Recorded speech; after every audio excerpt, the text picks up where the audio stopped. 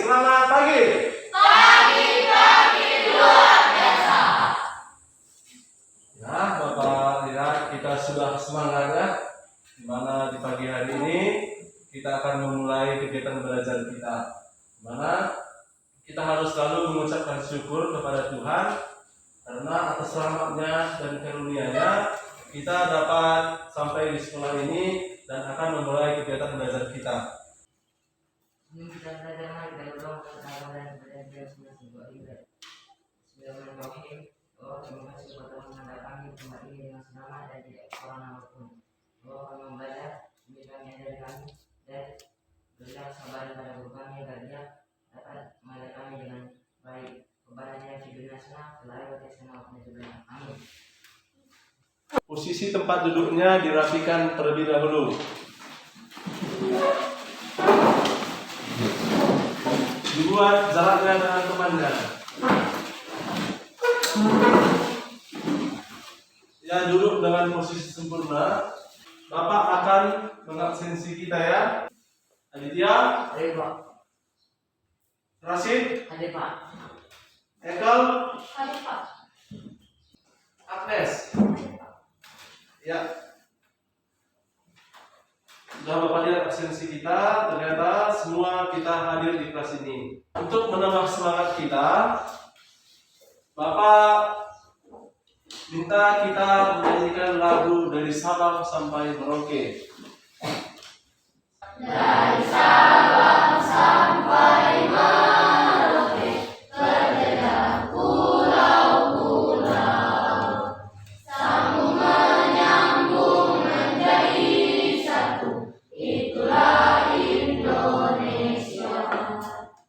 Indonesia tanah airku, aku berjanji padamu, menjunjung tanah airku Indonesia. Pertemuan kita hari ini, kita akan membahas mengenai penetapan Pancasila sebagai dasar negara. Pertemuan minggu lalu, kita sudah belajar ya mengenai perumusan dasar negara. Dan pada pertemuan itu, Bapak sudah menjelaskan bahwa ada 3 tokoh kan yang merumuskan dasar negara. Siapa yang dapat menyebutkan 3 tokoh tersebut? Ya, sini. 3 tokoh perumusan dasar negara ialah Muhammad Yamin, Supomo, dan Yusuf Soekarno. Iya, kasih tepuk tangan untuk Siti ini. Jadi, tujuan pembelajaran kita pada hari ini Nanti kalian diharapkan dapat bersyukur kepada Tuhan Yang Maha Esa, bertanggung jawab dalam melaksanakan tugas, dan dapat menyajikan hasil analisis proses pembentukan PPKI dan penetapan Pancasila sebagai dasar negara dengan baik dan penuh tanggung jawab. Selanjutnya, Bapak akan menayangkan sebuah video di mana Bapak harapkan dari video ini kalian mendapatkan informasi adalah dijatuhkannya bom atom ke kota Hiroshima Jepang pada 6 Agustus 1945. Soekarno, Muhammad Hatta, dan Dr. KRT Rajiman. Iya, mereka bertiga berangkat ke Vietnam atau ke kota Dalat untuk menjumpai Jenderal Besar Kera Uci. Pada tanggal berapa itu?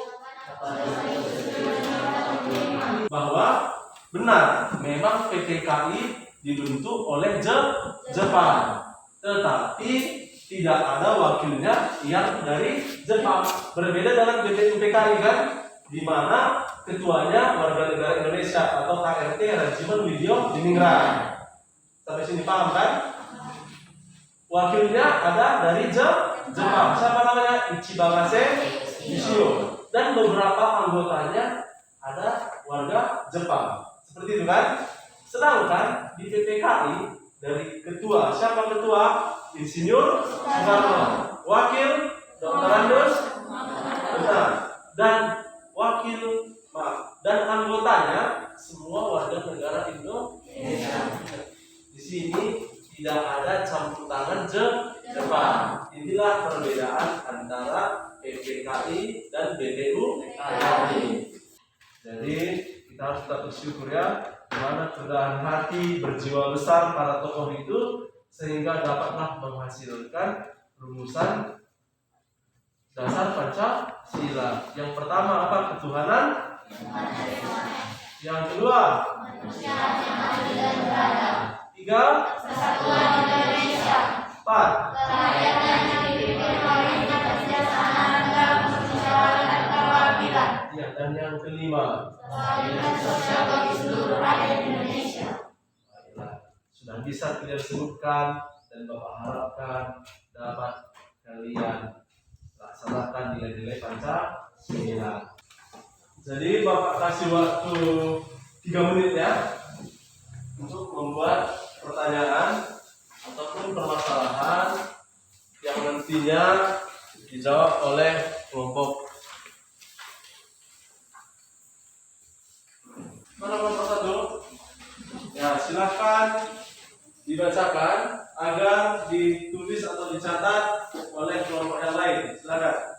Tuliskan contoh sikap yang patut diteladani dari para pendiri bangsa.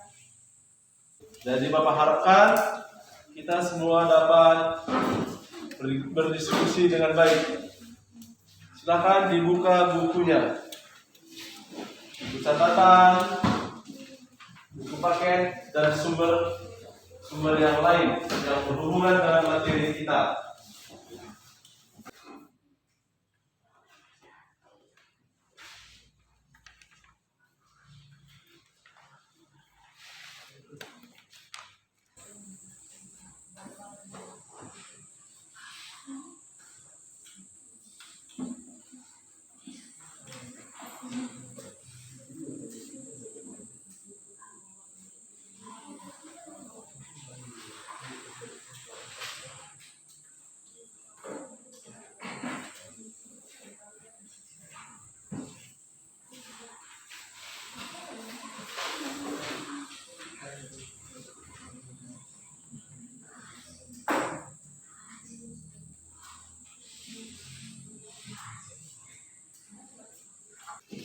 Kami dari kelompok 2 yang ingin mempresentasikan hasil diskusi kami yang beranggotakan Yesta, Aditya, Alifa, dan Yosenia.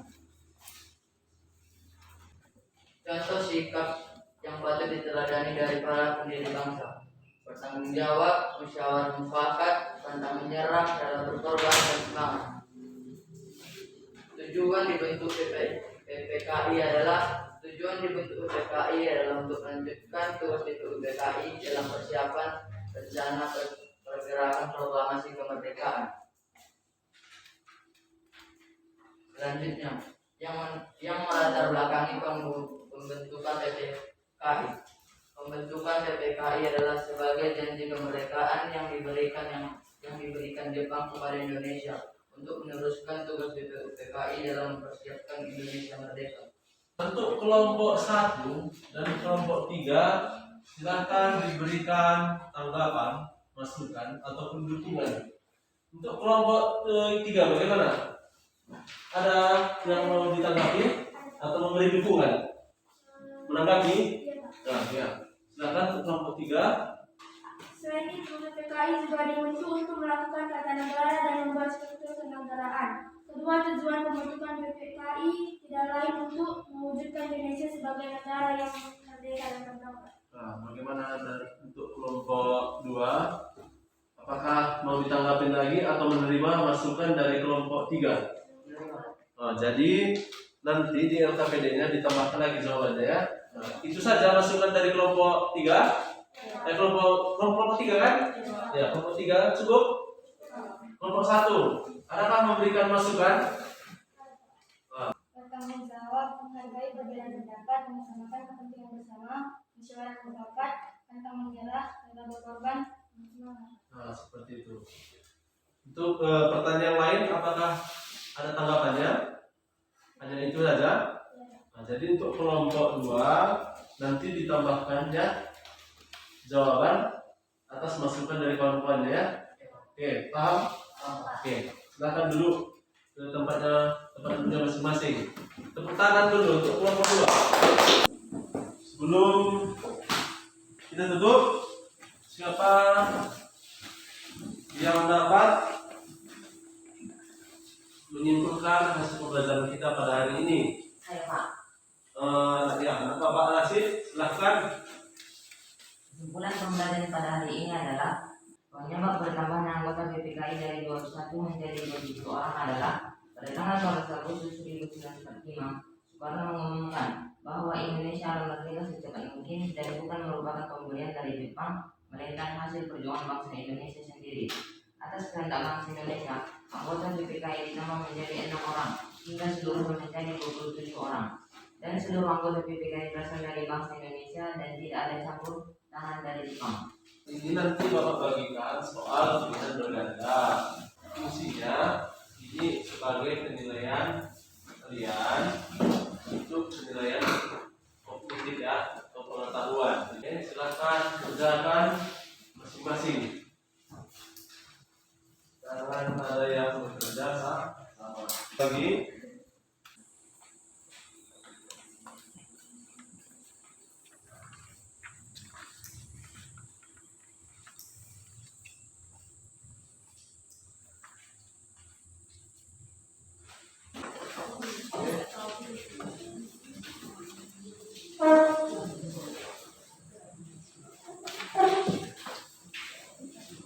Sebelum kita tutup mengenai contoh sikap kan tadi juga sudah ada pertanyaan sikap yang patut diteladani dari pendiri bangsa ya kan. Di saat diskusi pasti kita mengalami perbedaan pendapat dalam menjawab pertanyaan ya. Dan yang paling penting itu kita itu mengutamakan kepentingan bersama. Untuk pertemuan selanjutnya kita akan membahas mengenai norma. Apa? Norma. Bapak harapkan tetaplah dibaca bukunya di rumah, belajar di rumah seperti itu ya. Sebelum kita tutup materi kita, di mana tadi pun kita buka dengan doa. Jadi Bapak tunjuk Cecilia untuk menutup kegiatan ataupun rangkaian kegiatan